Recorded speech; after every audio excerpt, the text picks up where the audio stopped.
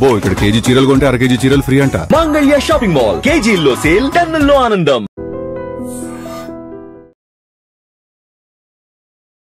బాబోయ్, ఏంటి దారుణాలు! చిన్నపిల్లలపై అఘాయిత్యాలు.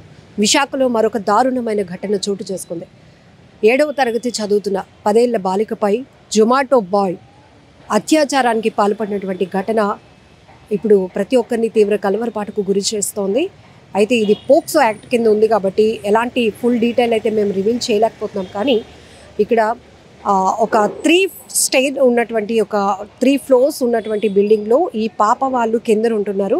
ఈ అబ్బాయి బ్యాచులర్ పైన ఉంటున్నాడు తల్లితో పాటు. వీళ్ళది ఈ యువకుడు ఎవరైతే జొమాటో బాయ్గా పనిచేస్తూ ఈ అమ్మాయి పైన అఘాయిత్యానికి పాల్పడినటువంటి చంద్రశేఖర్, వీడు రణస్థలానికి చెందినటువంటి వ్యక్తిగా తెలుస్తోంది. అయితే ఇక్కడ విశాఖ నగర పరిధి 3 టౌన్ పోలీస్ స్టేషన్ లిమిట్లో ఉంటున్నటువంటి ఒక ప్రాంతానికి చెందినటువంటి ఈ యువకుడు ఆ పాపని ఇంటికి పిలిపించుకొని తన రూమ్కి పిలిపించుకొని అమ్మాయి పైన అఘాయిత్యానికి పాల్పడ్డాడు. ఆ అమ్మాయి వెంటనే పరిగెట్టుకుంటూ వెళ్ళి తల్లిదండ్రులకు చెప్పడంతో ఆ తల్లి ఇచ్చినటువంటి కంప్లైంట్ ఆధారంగా 3 టౌన్ పోలీసులు ఇమీడియట్గా పోక్సో యాక్ట్ ఫైల్ చేయడం జరిగింది. పోక్సో యాక్ట్ నమోదు చేశారు. అతన్ని అయితే అదుపులోనికి తీసుకున్నారు పోలీసులు. ఆ తర్వాత రిమాండ్కు తరలించే అవకాశాలు కూడా కనబడుతున్నాయి కోర్టు ముందు సబ్మిట్ చేసిన తర్వాత. అయితే ఇక్కడ మనం చూడొచ్చు ఎప్పుడు ఏం జరుగుతుందో. అసలు పిల్లల్ని మనం కంటికి రెప్పలాగా చూసుకున్నా కూడా ఇలాంటి కామాంధులు గ్రద్దల్లాగా వాలిపోతున్నారు. పసి పిల్లల పైన వాళ్ళని చూస్తేనే మనకు ఒక మంచి ఒపీనియన్ వస్తుంది, ఆడించాలనో ఏదో కొనివ్వాలనో. కానీ వాళ్ళపై ఒక పగబట్టినటువంటి విషపు మృగాల్లాగా పడగలు విప్పుతున్నటువంటి పరిస్థితి కనపడుతోంది. ఎంత దారుణాతి దారుణం. 10 years ఉన్నటువంటి అమ్మాయి, ఇప్పుడు 7వ తరగతి చదువుతున్నటువంటి అమ్మాయి, ఎంతో బ్రైట్ ఫ్యూచర్ ఉంది. అలాంటి అమ్మాయిలపైన ఇలాంటి అఘాయిత్యాలకు పాల్పడితే అసలు వాళ్ళ భవిష్యత్ ఏమైపోతుంది? పిల్లలు వాళ్ళకి మినిమం నాలెడ్జ్ కూడా లేనటువంటి పరిస్థితిలో ఉన్న వాళ్ళని ఏదో ఇస్తానని నమ్మించి, వాళ్ళు కూడా ఏంటంటే ఇంటి చుట్టుపక్కల ఉన్నవాళ్ళే కదా, ఇంటి పైన ఉన్నవాళ్ళే కదా, ఇలాంటివి చేస్తారు అని కూడా వాళ్ళకు మినిమం కూడా నాలెడ్జ్ ఉండదు. ఏదో పిలిస్తే అమాయకంగా వెళ్ళటమే ఆ పసి పిల్లల యొక్క అమాయకత్వం. అంతలోనే రాక్షసుల్లాగా పిల్లలపైన పడిపోతున్నారు, అఘాయిత్యాలకు పాల్పడుతున్నారు. ఏమైపోతుంది అసలు? సొసైటీలో ఇన్ని దారుణాలు జరుగుతుంటే ఎక్కడ ఆగుతాయి ఈ ఘోరాలు అనిపిస్తూ ఉంది. చాలా చోట్ల మనం విశాఖలో జరిగింది, కానీ ప్రాంతం ఎక్కడైనా కావచ్చు, పసి పిల్లల నుంచి, నెలల పసి పిల్లల నుంచి ఎవరిని విడిచిపెట్టట్లేదు ఈ కామాంధులు. మృగాల్లాగా పేట్రేగిపోతున్నారు. ఇంకా చెప్పాలంటే మనం జంతువులకైనా ఒక ఎఫెక్షన్ కానీ బాండింగ్ కానీ వావి వరుసలు కనపడతాయేమో మనకి చూస్తే కనుక. అసలు మనుషుల రూపంలో ఉండేటటువంటి ఇలాంటి జంతువుల్ని ఏం చేయాలో కూడా అర్థం కావటం లేదు. తల్లిదండ్రులు అయితే బోరును వెలిపిస్తున్నారు. అమ్మాయిని ఇమీడియట్గా 3 టౌన్ పోలీసులకి ఆ తల్లి కంప్లైంట్ ఇవ్వడంతో అమ్మాయిని వైద్య పరీక్షల నిమిత్తం అయితే హాస్పిటల్కి తరలించారు. తర్వాత నిర్ధారణ చేసుకుని ఇమీడియట్గా అతనిపైన అయితే పోక్సో యాక్ట్ కూడా నమోదు చేశారు. సో విశాఖ నగర పోలీస్ కమిషనర్ కూడా ఈ ఘటనపై చాలా సీరియస్గా ఉన్నారు. ఇలాంటి వాళ్ళని అసలు ఉపేక్షించకూడదు మనం. ఎందుకంటే ఒక్కడి పైన ఇలా యాక్షన్ తీసుకుంటే, సివియర్ యాక్షన్ ఉంటే కనుక ఆ తర్వాత కొంతమంది అయినా భయపడడానికి అవకాశం ఉంటుంది. ఇమ్మీడియట్గా పోక్సో యాక్ట్ ఫైల్ చేయండి అని చెప్పేసి సిపి కూడా ఆదేశాలు ఇచ్చినట్లు తెలుస్తోంది. ఆ మేరకే పోక్సో యాక్ట్ కూడా నమోదైంది చంద్రశేఖర్ అనేటటువంటి ఆ వ్యక్తి పైన. ఇక్కడ ఎంత దారుణాతి దారుణం. పిల్లల్ని మనం అపురూపంగా పెంచుకుంటున్నాం, కంటికి రెప్పలా కాపాడుకునే ప్రయత్నం. కొంతమంది ఆర్థిక పరిస్థితులు బాగాలేక ఇంట్లోనే కాస్త ఎదుగొచ్చిన పిల్లల్ని విడిచిపెట్టి పనులకు వెళ్ళటం, కూలి పనులు చేసుకొని రావాలనే ఆలోచన, అలాంటి ఆర్థికంగా ఇప్పటికే చితికిపోయి ఉన్నటువంటి కుటుంబాలపైనే వీళ్ళు టార్గెట్ చేస్తున్నారు. ఆ పిల్లల్ని ఒక అమాయకత్వపు ఆలోచనతో ఉన్నటువంటి పిల్లల్ని మాయమాటలు చెప్పి మోసగిస్తున్నారు, నమ్మిస్తున్నారు. ఇక్కడ కూడా ఈ చంద్రశేఖర్ అనే వ్యక్తి ఆ పాపను ఇంటికి రా అంటే నార్మల్గానే పిల్లలకి పక్కింటి వాళ్ళు, ఎదురింటి వాళ్ళు పిలిస్తే వెళ్తారు. వాళ్ళకి ఇవన్నీ తెలీదు, అసలు ఏం జరుగుతుంది, వాళ్ళ మనసులో ఎంత విషయం ఉందో కూడా గ్రహించలేనటువంటి అమాయకత్వం పిల్లలది. మామూలుగానే అన్నయ్య పిలుస్తున్నాడు అనుకొని ఆ పాప కూడా కింద నుంచి పైకి వెళ్ళింది. కానీ ఆ పాప పైన ఒక మృగంలాగా విరుచుకుపడి ఆ పాప పైన అఘాయిత్యానికి పాల్పడినటువంటి ఈ వ్యక్తిని ఇమీడియట్గా అయితే పోలీసులు పోక్సో యాక్ట్ నమోదు చేసి అదుపులోనికి తీసుకోవడం కూడా జరిగింది. కానీ దారుణాతి దారుణం.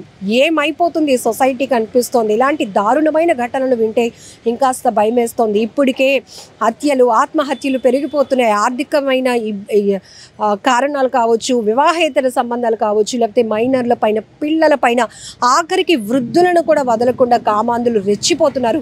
పైశాచిక ఆనందం, తమ కామ వాంఛలు తీర్చుకోవటానికి ఎంతోమంది అమాయకులను బలి తీసుకుంటున్నటువంటి ఇలాంటి వారిని ఏం చేయాలో మీరే చెప్పండి.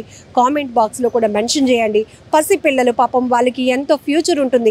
చిన్నప్పుడే వాళ్ళపైన ఇలాంటి ఒక మాయని మచ్చలాంటి పరిస్థితులు వస్తే గనక వాళ్ళ హృదయంలో అది నాటుకుపోతుంది.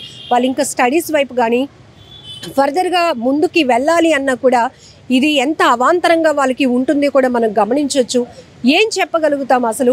ఇప్పటికే మహిళలపై కూడా ఎన్నో అఘాయిత్యాలు మనం చూస్తూ ఉన్నాం. కానీ ఇప్పుడు ఏకంగా పసిపిల్లల్ని, అలాగే 10 ఏళ్ళు కావచ్చు, 15 ఏళ్ల లోపు పిల్లల్ని కావచ్చు, వృద్ధులని సైతం వదలకుండా కామ కోరికలు తీర్చుకోవడం కోసం, పైశాచిక ఆనందం కోసం పేట్రేగిపోతున్నారు. ఇలాంటి వాళ్ళని ఏం చేయాలో కూడా అర్థం కావట్లేదు. ఇమీడియట్గా పోక్సో యాక్ట్లు నమోదు అవుతున్నాయి, రిమాండ్లకు పంపిస్తున్నారు, జైలు శిక్ష పడుతుంది. అయినప్పటికీ కూడా కొంతమందిలో మార్పు రావటం లేదు. మనిషి ముసుగులో ఉన్నటువంటి ఇలాంటి మానవ మృగాలను ఏం చేయాలో కూడా అర్థం కావటం లేదు. చట్టాలు చాలా కఠినంగా వెళ్తున్నప్పటికీ కూడా ఈ అఘాయిత్యాలకు పాల్పడుతున్నటువంటి వారికి ఎక్కడ మార్పు రాలేనటువంటి పరిస్థితులు ఉన్నాయి. ఒక రకంగా చెప్పాలంటే ఇలాంటి ఘటనలు చాలామంది పైన చాలా ఇంపాక్ట్ చూపడానికి అవకాశం ఉంటుంది. మనం ఒకసారి సీరియస్గా ఒక రకమైన కోణంలో మనం ఆలోచిస్తే కనుక ఇవన్నీ కూడా గతంలో సినిమాల్లో మనం చూసేవాళ్ళం. చిన్నప్పుడే పిల్లల పైన ఇలాంటి అఘాయిత్యాలకు పాల్పడితే వాళ్ళ వయసు పెరిగే కొద్దీ కావచ్చు, ఆ తర్వాత వివాహం జరిగిన వరకు కూడా ఈ ప్రభావం ఎలా ఉంటుందో మనం గతంలో సినిమాల్లో చూసాం, చాలా లాంగ్ బ్యాక్. కానీ ఇప్పుడు పసిపిల్లల పైన, బాలికల పైన, మహిళల పైన 60 ఏళ్ళు దాటుతున్నా కూడా వృద్ధులను కూడా వదలకుండా ఇలా కామ కోరికల కోసం పేట్రేగిపోతున్నటువంటి మానవ మృగాల వల్ల ఎంతోమంది జీవితాలు నాశనం అయిపోతున్నాయి. ఆ తల్లిదండ్రులు తల్లడిల్లిపోయారు. ఇమీడియట్గా పరుగున 3 టౌన్ పోలీస్ స్టేషన్కు వచ్చి, సార్ ఇలా జరుగుతుంది సార్, నా కూతురు 10 ఇయర్స్ సార్, 10 ఏళ్ళ అమ్మాయి సార్, దానికి ఏమీ తెలియదు సార్, 7వ తరగతి చదువుతోంది సార్, నమ్మక ద్రోహం చేశాడు సార్ వాడు, ఎందుకంటే ఇంటి పైనే ఉంటాడు, ఇవన్నీ గమనించక నా కూతురు పిలిచాడు అని అనుకుని వెళ్ళింది, కానీ వాడు ఇంతకు తెగిస్తాడు అనుకోలేదు సార్ అంటూ బోరున విలిపిస్తూ పోలీసులకు కంప్లైంట్ ఇచ్చింది ఆ తల్లి కన్నీరు చూసినటువంటి పోలీసులే కాదు, సిపి కూడా ఈ కేసు పైన సీరియస్గా ఉండి ఇమీడియట్గా పోక్సో ఫైల్ చేయమని కూడా చెప్పడం జరిగింది. ఏదేమైనా ఈ దారుణాలు ఆగాలంటే ఎక్కడ మార్పు రావాలి? చట్టాల్లోనా, సమాజంలోనా, వ్యక్తుల్లోనా, ఎక్కడ? ఇవన్నీ ఒక్క చోట మార్పు వస్తే మాత్రం ఆగేవి కావు. పూర్తిగా అందరి బాధ్యత వీటిల్లో ఉంది. కాబట్టి ఒక్కసారి శిక్షలు ఎలా పడుతున్నాయో ఈ మధ్య మనం చూస్తున్నాం. కోర్టులు ఇస్తున్నటువంటి ఇలాంటి పోక్సో యాక్ట్లకు సంబంధించి కోర్టులు ఇస్తున్న సంచలన తీర్పులు చూస్తున్నాం. కారాగార శిక్షలు పడుతున్నాయి, లైఫ్ పడుతోంది, జీవిత కారాగారం పడుతుంది. ఉరి శిక్ష కూడా మనం చోడవరం కోర్టులో అయితే చాన్నాళ్ళ క్రితం జరిగినటువంటి ఒక మైనర్ బాలికపై అఘాయిత్యానికి పాల్పడిన సొంత మామయ్యకే ఉరిశిక్ష విధించింది చోడవరంలో ఉన్నటువంటి కోర్టు. ఇలాంటి సంచలనమైన తీర్పులు వస్తున్నప్పటికీ కూడా ఎవ్వరికి భయం అనేది లేకుండా పోతుంది. నేరాలకు తెగబడుతున్నారు, దారుణాలకు తెగబడుతున్నటువంటి పరిస్థితులు ఉన్నాయి. సో మీరు కూడా ఏమంటారో, ఎక్కడ మార్పు రావాలి, ఎవరి బాధ్యత ఎలా ఉంటుంది అనే దానిపైన కూడా కామెంట్ బాక్స్లో మెన్షన్ చేయండి.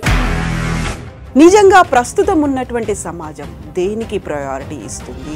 ఆర్థిక సంబంధాల చుట్టూ మాత్రమే తిరుగుతుంది. మళ్ళీ ఎన్నికలంగానే చాలా విరక్తి కలుగుతాను. మంచి అనిపిస్తుంది కదా, లేడీస్ కూడా ఛాలెంజింగ్ జాబ్స్ చేసినప్పుడు చాలా బాగుంటది. ట్రాఫిక్ అసిస్టెంట్స్ గా నియమించిన ట్రాన్స్జెండర్స్ అందరితో సాల్యూట్ చేయించుకుంటున్నారు. ఫుడ్ డెలివరీ ఇవ్వటానికి వెళ్ళినటువంటి డెలివరీ బాయ్ అనిల్ పై కళ్ళ ముందు